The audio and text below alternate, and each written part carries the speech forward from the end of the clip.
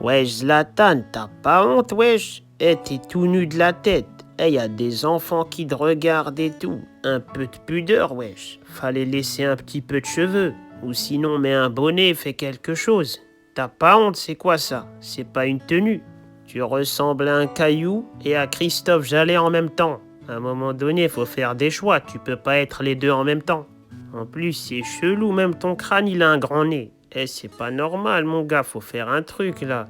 Tu nous montres ton crâne comme ça. Nous, on veut pas voir ce genre de choses. Les gens, ils sont en train de croire que t'as fait cette coupe pour le style et tout. Mais moi, je sais, t'as une grosse calvitie qui commençait à montrer le bout de son nez.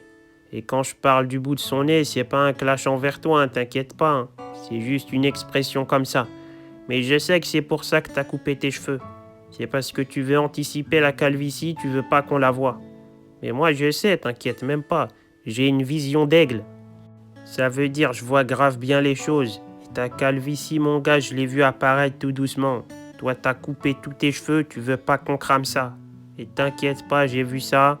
Et je vais garder le secret. Mais c'est pas bien ce que tu fais pour tes adversaires. À un moment donné, faut avoir un peu de compassion pour les autres, hein. Parce que déjà, les gens, ils avaient peur de toi quand t'avais des cheveux. Là, maintenant, t'as encore plus une tête de ouf. Les gens, ils vont paniquer. Ils vont même pas rentrer sur le terrain. On dirait un moine de 2 mètres qui est énervé. Franchement, ça fait flipper les trucs comme ça. T'étais mignon quand t'avais ton petit brushing et tes petits cheveux longs. Ça faisait plaisir et tout. On se disait que derrière ce grand gabarit, il y avait un petit peu une féminité qui se cachait, tu vois. On se disait que derrière toute cette violence, cette rage, cette grandeur nasale, il y avait un peu de douceur, un peu de féminité, un peu une petite passion pour la coiffure, quoi.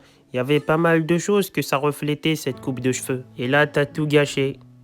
T'as laissé place à la haine capillaire.